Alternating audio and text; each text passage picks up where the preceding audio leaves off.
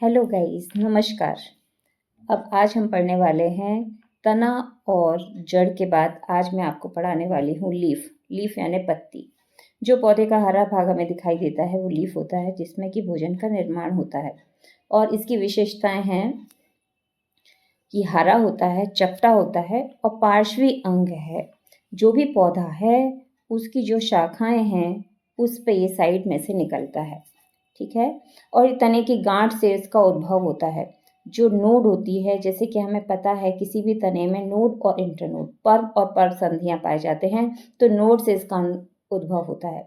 और प्रकाश संश्लेषण का मुख्य अंग है। प्रकाश संश्लेषण जो है पौधों में जो भोजन बनाने की क्रिया है उसका मुख्य अंग है, क्योंकि पत्ती में ही भोजन का निर्माण होता है प्रकाश संश्लेषण की क्रिया द्वारा। अब पत्ती के भाग कितने होते हैं? जैसा कि अभी आपको चित्र में भी हमने बताया था कि पत्ती जो होती है, जहाँ से पत्ती निकलती है,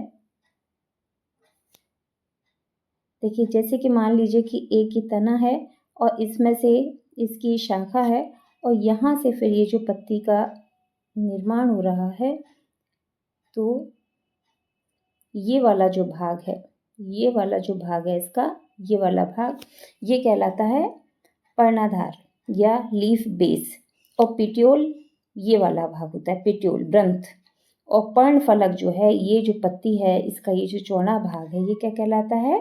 पर्णफलक या लैमिना, ठीक है। तो पत्ती के 3 भाग होते हैं, पर्णाधार नीचे वाला जहाँ से पत्ती निकलती है, और ग्रंथ ये लंबा वाला भाग, और पर्णफलक ये वाला चौड़ा वाला भाग, ठीक। फिर इसके बाद आता है मुख्य कार्य। पत्ती के मुख्य कार्य क्या है? सबसे पहला कार्य जो है प्रकाश संश्लेषण का। प्रकाश संश्लेषण जो है वो पत्तियों में ही होता है। क्यों होता है? क्योंकि उसमें क्लोरोफिल पाया जाता है, और क्लोरोफिल की उपस्थिति के कारण और प्रकाश की उपस्थिति में ये जो है भोजन बनाने की क्रिया करता है, ठीक है। तो एक तो ये मुख्य कार्य हो गया प्रकाश संश्लेषण का। और दूसरा कार्य जो है वाष्पोत्सर्जन। वाष्पोत्सर्जन से क्या हो रहा है? जो भी पौधा है और वो पानी लेता है तो उसकी अतिरिक्त मात्रा जो है भाप के रूप में बाहर निकल जाती है, जिससे पौधा ठंडा भी रहता है। और इसी क्रिया के द्वारा जो पौधा है वो जड़ के माध्यम से पत्ती तक पानी को पहुंचाता है और खनिज को पहुंचाता है। श्वसन की क्रिया, जैसे कि हमें पता है श्वसन की क्रिया में क्या होता है कि ऊर्जा का निर्माण होता है। तो वो भी इसी के माध्यम से, ये जो कार्बन डाइऑक्साइड है और वाटर की क्रिया होकर श्वसन की क्रिया होती है। गैसीय विनिमय भी स्टोमेटा के थ्रू, रंध्र के द्वारा। स्टोमेटा जो पत्तियों के सरफेस पर पाए जाते हैं, वहीं से गैसों का विनिमय होता है। जो पौधा है वो ऑक्सीजन छोड़ता है और कार्बन डाइऑक्साइड लेता है, और उसी कार्बन डाइऑक्साइड के साथ में जल जो है क्रिया करके प्रकाश संश्लेषण की क्रिया करता है और भोजन का निर्माण करता है। भोजन का संचय भी पत्तियों में ही होता है, क्योंकि प्रकाश संश्लेषण की क्रिया द्वारा भोजन जो है वो पत्तियों में ही बनाया जा रहा है। तो इसी तरह से ये पूरे इसके कार्य हो गए। अब आता है प्रकाश संश्लेषण। ये बहुत ही मुख्य क्रिया है, इसलिए इसको थोड़ा आप अलग समझिए कि प्रकाश संश्लेषण क्रिया में ही भोजन का निर्माण होता है। और किस रूप में होता है? ग्लूकोज के रूप में, ठीक है। और इस किसकी उपस्थिति में होता है ये? तो ये सूर्य के प्रकाश, क्लोरोफिल की उपस्थिति में कौन कौन क्रिया करता है? जल और कार्बन डाइऑक्साइड, ठीक है। जैसा कि आपको यहाँ समीकरण दिखाई दे रहा है, ये जो समीकरण है ये क्या, इसमें देखिए आप किस किस की क्रिया हो रही है? कार्बन डाइऑक्साइड की और जल की, ठीक है। लेकिन किसकी उपस्थिति में हो रही है क्रिया? सूर्य के प्रकाश में और क्लोरोफिल, इन दोनों की उपस्थिति में ये जो क्रिया है ये हो रही है। और किसका निर्माण हो रहा है? ग्लूकोज का, C6H12O6। ये किसका फॉर्मूला है? ग्लूकोज का। और ऑक्सीजन गैस निकल रही है। तो कभी कभी ये पूछा जाता है कि प्रकाश संश्लेषण की क्रिया में कौन सी गैस का उपयोग हो रहा है और कौन सी गैस निकल रही है? तो आपको याद रखना है कार्बन डाइऑक्साइड का उपयोग हो रहा है, और ऑक्सीजन गैस जो है वो निकल रही है, ठीक है। और इसी गैस का उपयोग हम प्राणवायु के रूप में श्वसन के दौरान ग्रहण करते हैं, ठीक। और स्थल कहाँ पे होता है? क्लोरोप्लास्ट हमारे कोशिका में हमारे मतलब हरे पौधों में जो क्लोरोप्लास्ट है वो पाई जाती है। और इसी क्लोरोप्लास्ट नामक अंग में क्लोरोफिल नाम का पर्णहरिम या पिगमेंट पाया जाता है। ठीक है। और इसी की उपस्थिति में प्रकाश संश्लेषण की क्रिया संपन्न होती है। ठीक, अब आता है अगली एक जो बहुत इंपॉर्टेंट क्रिया है, वाष्पोत्सर्जन। तो वाष्पोत्सर्जन जैसे कि नाम से समझ में आ रहा है, वाष्प के रूप में उत्सर्जन होना। तो इस क्रिया में जल जो है वाष्प के रूप में बाहर निकलता है, जिससे कि जो पौधा है वो ठंडा रहता है।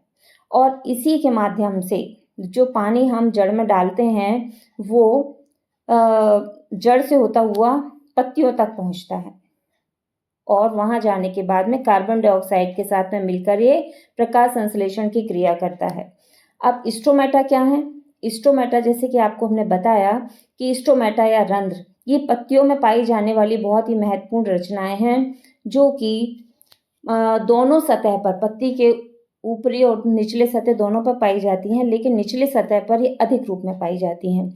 और ये नियंत्रित किसके द्वारा? मान लीजिए कि देखिए कि ये एक पोर है और यहाँ पर ये गार्ड सेल है, ठीक है। तो अब यहाँ पर ये जो गार्ड सेल है, ये यहाँ से ऑक्सीजन जो है ये छोड़ रहा है और कार्बन डाइऑक्साइड जो है वो ले रहा है, ठीक है। तो ये क्या है? स्टोमेटा। और जब ये फूल जाती हैं तो खुल जाता है गार्ड सेल जो है, ये जो गार्ड सेल हैं जब ये फूल जाती हैं, ये दोनों गार्ड सेल, तो ये खुल जाता है। और जब ये पिचक जाती है, इसमें से पानी नहीं रहता, तो फिर ये जो है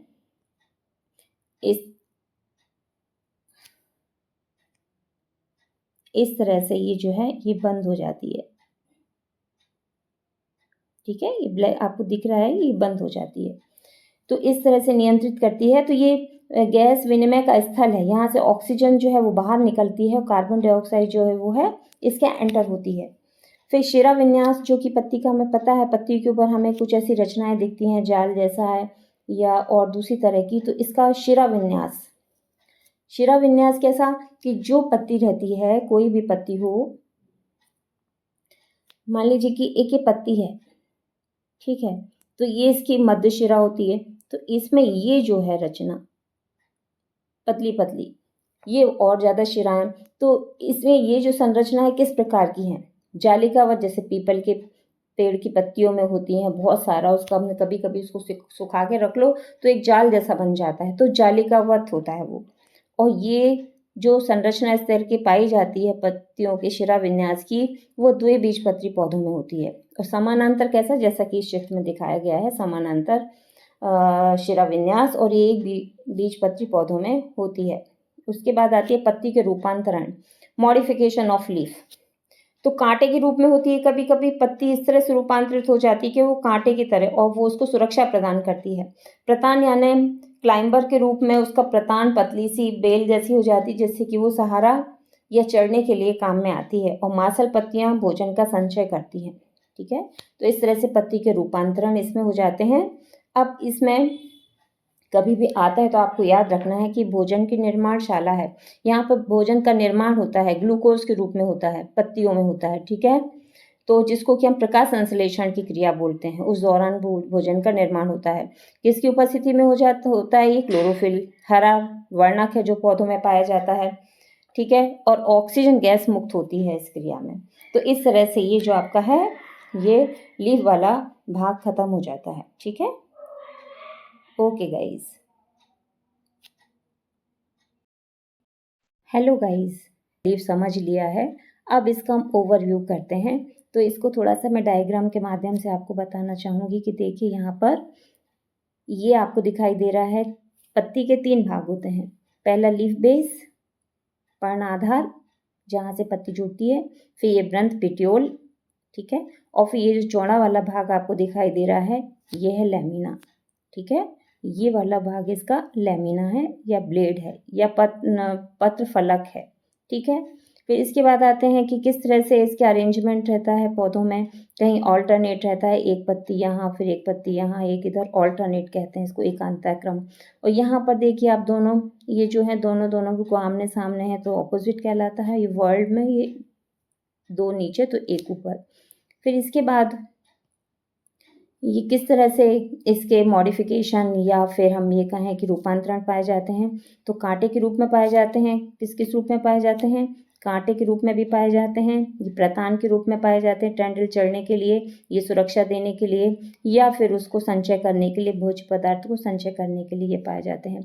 अब इसके कार्य क्या क्या हैं पत्तियों के? प्रकाश संश्लेषण है, श्वसन होता है इसमें, ठीक है, शोषण के द्वारा ऊर्जा का निर्माण होता है जो हम भी करते हैं, और ये वाष्पोत्सर्जन ट्रांसपिरेशन की क्रिया। तो इस तरह से ये आपको और भी ज़्यादा अच्छे से क्लियर हो गया। तो चलिए दोस्तों, अब हम इसको पढ़ने के बाद, पत्ती के बारे में जानकारी लेने के बाद, अब इसके हम MCQs देखते हैं। तो पहला जो MCQ है वो है पत्ती का मुख्य कार्य क्या है, जो मेन फंक्शन है पत्ती का क्या है? जल का अवशोषण, भोजन निर्माण, खनिज लवण का अवशोषण, पौधों को सहारा देना। तो क्या होगा इसमें? भोजन निर्माण। इसका जो उत्तर होगा वो क्या होगा? भोजन का निर्माण, ठीक है। ग्लूकोज के रूप में प्रकाश संश्लेषण की क्रिया द्वारा भोजन का निर्माण करती है। अब नेक्स्ट आता है, पत्ती का हरा रंग किसके कारण होता है? पत्ती का जो हरा रंग है वो किसके कारण होता है? Carotene, chlorophyll, xanthophyll, anthocyanin. तो आपको पता है इसका आंसर क्या होगा? क्लोरोफिल। देन नेक्स्ट इज प्रकाश संश्लेषण मुख्यतः कहाँ होता है? प्रकाश संश्लेषण कहाँ होता है? हरा भाग कौन सा है? पत्ती। तो इसका उत्तर क्या होगा? पत्ती। फिर नेक्स्ट है इसमें कि पत्ती पर गैसों का आदान प्रदान किसके द्वारा होता है? तो आपको अच्छे से याद रखना है, पत्ती पर स्टोमेटा पाए जाते हैं, रंध्र पाए जाते हैं, और उसी के द्वारा गैसों का आदान प्रदान, मतलब कौन सी गैसें? ऑक्सीजन और कार्बन डाइऑक्साइड। पेड़ क्या है? प्राणवायु छोड़ते हैं, यानी ऑक्सीजन को छोड़ते हैं और कार्बन डाइऑक्साइड को लेते हैं, और उसी कार्बन डाइऑक्साइड का उपयोग कहाँ पर होता है? उसी कार्बन डाइऑक्साइड का उपयोग होता है प्रकाश संश्लेषण की क्रिया में। तो ये भी आपको क्लियर हो गया। अब समानांतर शिरा विन्यास किस पौधे में पाया जाता है? समानांतर शिरा विन्यास किसको बोलते हैं हम? जो बिल्कुल सिंपल सी एक पत्ती है और उसमें एक मिडरिब है और सीधे सीधे इसमें ये पाए जा रहे हैं। तो ये इस प्रकार का जो होता है वो किस में पाया जाता है? गेहूं में। आम, पीपल, गुलाब ये बड़े बड़े पत्ते हैं और इसमें जालिकावत शिरा विन्यास पाया जाता है, तो इसमें उत्तर होगा गेहूं। देन नेक्स्ट इज जालिकावत शिरा विन्यास किस में पाया जाता है? तो ये किस में पाया जाएगा? बड़ा पेड़ कौन सा है? आम। तो इसका क्या उत्तर क्या होगा? आम, ठीक। फिर पत्ती का डंठल कहलाता है, पत्ती का डंठल किसकी बात हो रही है? ये पत्ती है और ये वाला जो भाग है ये जो जुड़ा हुआ है, तो ये डंठल जो है वो कहलाता है पिटियोल ब्रंथ। इसको क्या बोलते हैं? ब्रंथ, पिटियोल, ठीक है। पेटियोल मतलब ब्रंथ, क्लियर है ना आपको? जो कि जुड़ता है, जिससे जुड़ा रहता है। फिर पत्ती का चपटा भाग कौन सा? चपटा भाग ये वाला भाग, जो चपटा भाग है, तो ये पेटियोल हो गया, ये पेटियोल हो गया, ये लैमिना, ठीक है ना। लैमिना पत्र फलक, ये पत्र फलक होता है। जितना भी आपको बड़ा सा भाग दिखाई दे रहा है पत्ती का चपटा भाग, इसको क्या बोलते हैं हम? लैमिना या पत्र फलक।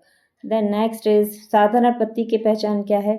अनेक पत्रक होते हैं, एक ही पत्र फलक होता है, कोई शिरा नहीं होती, डंठल नहीं होता। तो इससे डंठल वगैरह से कुछ नहीं, हमें केवल याद रखना एक फलक और एक से अधिक। तो साधारण पत्ती में केवल एक ही पत्र फलक होता है, तो इसका उत्तर होगा बी, ठीक। संयुक्त पत्ती में क्या पाया जाता है?